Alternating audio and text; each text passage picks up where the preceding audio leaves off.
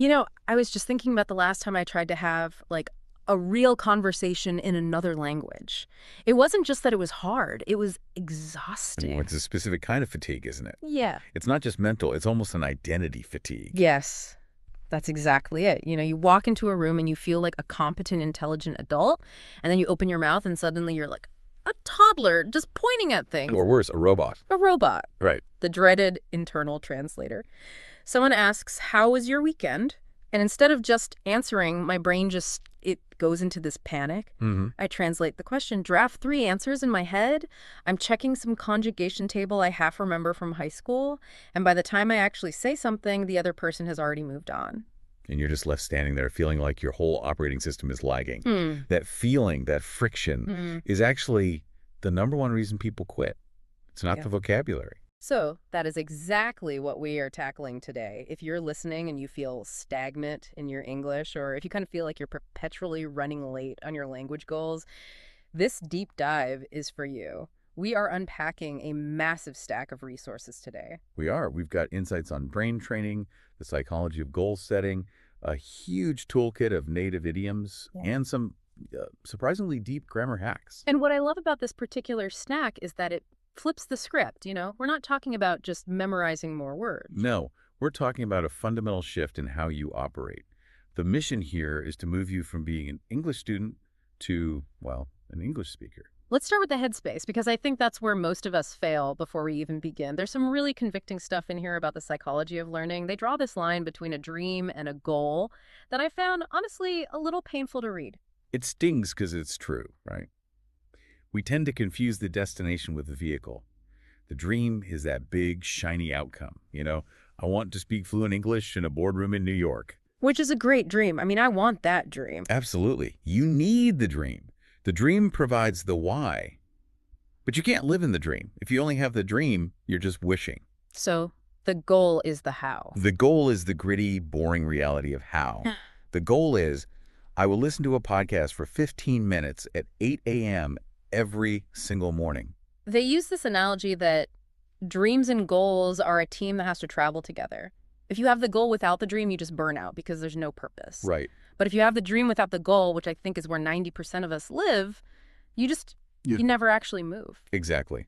And this leads directly to what the source calls the dream thieves. Dream thieves. I love that term. It sounds like some fantasy novel villain, but it's really just my phone. It is your phone, it's the scrolling, it's the notifications. But if you think about it deeper, a thief steals something valuable. These distractions are stealing the only non-renewable resource you have for learning. Your focused attention. Your focused attention. So how do we stop the theft? Because my willpower usually fails me around, 7 p.m. Well, the counter tactic they suggest is creating an anchor. This is a really powerful concept from behavioral psychology. Okay, break that down for us. What makes an anchor different from just, studying? An anchor is a small, non-negotiable action that is physically attached to something you already do. It keeps your boat, your dream, from drifting away. And the key, and this is where people really mess up, is that the anchor has to be light. So not, I will study grammar for 2 hours on Saturday. No, that's way too heavy. That's a burden, not an anchor. An anchor is, I will listen to English audio while I wash the dishes. Or I will write exactly one sentence in English before I brush my teeth. Yeah. You anchor the new habit to an existing one. I like that, consistency over intensity. But I want to pivot to the emotional side of this, because there was a section that really hit me hard. It was about that feeling of being late, the social clock. The I'm behind syndrome. You look at your peers, or you look at where you thought you'd be by age 30 or 40, and you just feel stuck. The source used the metaphor of stagnant water. Stagnant water is gross. It's murky. Nothing really grows in it. Well, nothing you want growing in it. Precisely. When water stops moving, it basically dies. When you feel late, you tend to freeze up. You stop trying because you think, what's the point? I missed the boat. But the insight here is that feeling stuck doesn't mean you're broken. It just means you've stopped moving. So just doing something, anything, changes the kind of biological reality of your learning? Yes. Action cures the anxiety of being late. Now, there was another reason they mentioned for feeling stuck, misaligned dreams. This was the shoes metaphor. Can you unpack that? This is fascinating. Imagine you bought a pair of shoes 5 years ago. They were stylish, they were perfect for who you were then, but now your life has changed. Your feet have changed. If you try to wear them now, they just hurt. So in this context, the shoes are an old goal. Right. Maybe 5 years ago, your goal was pass the TOEFL exam to get into a specific university. But now you're in the workforce, and what you actually need is to be able to make small talk with clients. If you're still forcing yourself to study academic grammar lists, you're just wearing shoes that don't fit. And that pain just makes you want to quit. It makes you feel like a failure, but really, you just need to resize your goals. And if you do fall off the wagon for a week, the advice was simple. Bounce back. Just bounce back. The dream is patient. It doesn't leave just because you took a nap. I love that. The dream is patient. Okay, so we've anchored our habits, we've silenced the thieves, we've checked our shoes. Let's get into the mechanics. How do we actually stop the robot mode, the translating in our heads? Right, this is the core technical challenge. Translating is so exhausting because it burns up all your cognitive RAM. You are literally processing two operating systems at once. The goal is no translation. Which sounds great, but how do you actually do that? You can't just tell your brain stop translating. It's like saying, don't think of a pink elephant. You have to train it, and you start much smaller than you think. The technique is called small sentences. Okay, sell me on this. Because small sentences sounds a lot like baby talk. It feels like baby talk, and that's why people resist it. But here's the neurology of it. You look at an object, let's say a pen. Most of us look at it, think the word pen in our native language, and then we translate it. Right. The exercise is to look at the pen and force your internal monologue to form a simple English syntax immediately. This is a pen.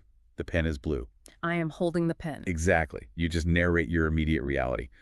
I am opening the door. I am pouring coffee. The coffee is hot. Ah, I see. So you're bypassing that translation layer by keeping the data stream really simple. You're wiring the visual input directly to the English output. You're building the neural pathways for the rhythm of a language without the pressure of a complex social situation. You're just greasing the gears. It's like stretching before you run a marathon. Exactly that. Yeah. You do this for just 2 minutes a day, and suddenly the English just starts to come out. Now, for input when we're listening or watching, they suggested targeted input. And I thought this was interesting because they specifically said not to just watch the news. The news is terrible for this. It's abstract, it's fast, and the visuals often don't match the words at all. The advice is to leverage what you already love. If you're a foodie, watch cooking videos. If you love football, watch the match commentary. Because you already understand the context. Precisely. If you're watching a chef hold a knife over a tomato and he says, now we slice the tomato, your brain doesn't have to work to translate the word slice. You see it happening. The visual context bridges that gap. So you're hearing the music of the language, the intonation, the rhythm, without getting hung up on every single definition. You're hacking your brain's existing knowledge base to learn the language. I like that. Hack your own brain. Now, there was one more technique that I thought was the most practical, but also, let's be honest, the most painful. The write, read, record method. Ah, the dreaded recording. I could see you cringing already. I hate hearing my own voice. Everyone does. Right, it's universal. Why do we have to do this to ourselves? Because your ears are liars. When you speak, you hear what you think you're saying. But when you record yourself and play it back, you hear the objective reality. It's data. Okay, walk us through the 3 steps. Step 1, write simple sentences about your day. I woke up at 7 a.m. Step 2, read them out loud. This connects the eye, the mouth, and the ear. You're integrating the senses. And step 3, the painful one, record it. Record it on your phone. And here's the secret sauce. Do not delete it. Oh, God. Keep it. Because language progress is invisible day to day. It's like watching your hair grow. You don't see it. But if you record yourself today and then again in a month and you compare the two, you will hear the difference. You will hear the flow improve. And that evidence is what kills the I'm stagnant feeling. It's proof of life. Yeah, okay. Okay, I can see the value in that, even if I cringe the whole time. Embrace the cringe. The cringe is just growth leaving the body. The cringe is growth leaving the body. I'm putting that on a t-shirt.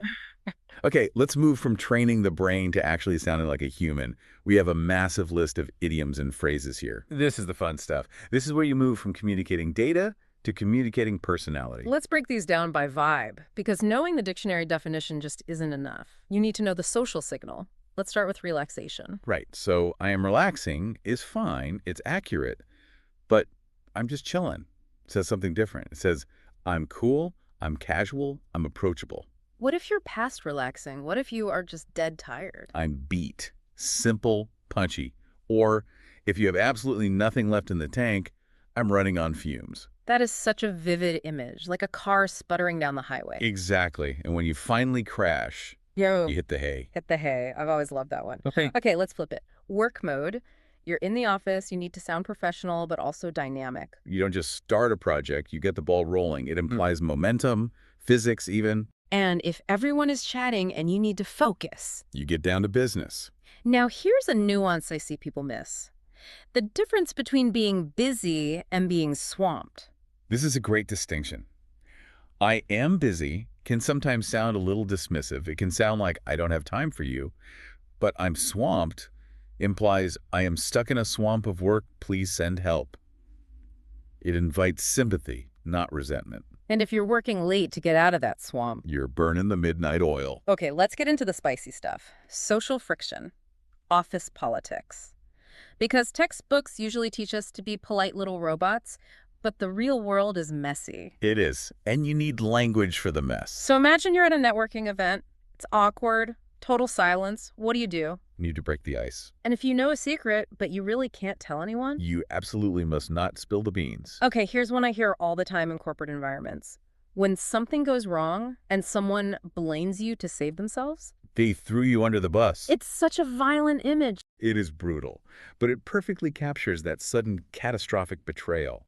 He threw me under the bus just to save his own bonus. There's a really interesting note about sources of information, too. The difference between the grapevine and the nail. Yes. Hearing it through the grapevine is all about rumors. It's soft information. I heard through the grapevine that layoffs are coming. It might not be true, but if someone hits the nail on the head, they are precisely exactly right. So if I hear through the grapevine that the boss is quitting, and I ask you, and you say, yes, absolutely. Then I've hit the nail on the head. Got it. Okay, last category for idioms, and this is a huge one for business. Decision-making. If you don't want to make a plan yet, you want to see how a situation develops. You play it by ear, like a jazz musician improvising. And if I need time to think before I sign a contract. You sleep on it. And finally, if I've done my part, I've sent the proposal, and now it's your turn. The ball is in your court. English really does love its sports metaphors, doesn't it? It treats conversation like a tennis match. Turn-taking. Okay, we've covered mindset, brain training, vocabulary. Now we have to tackle the beast, grammar. But, wait, don't tune out. This isn't your normal grammar lesson. No, stick with us. This is not about memorizing tables. You're looking at this one specific structure, would have. And the source frames this not as a rule, but as the grammar of empathy. I love this framing so much. We usually think of grammar as just mechanics, as the verb in the right place.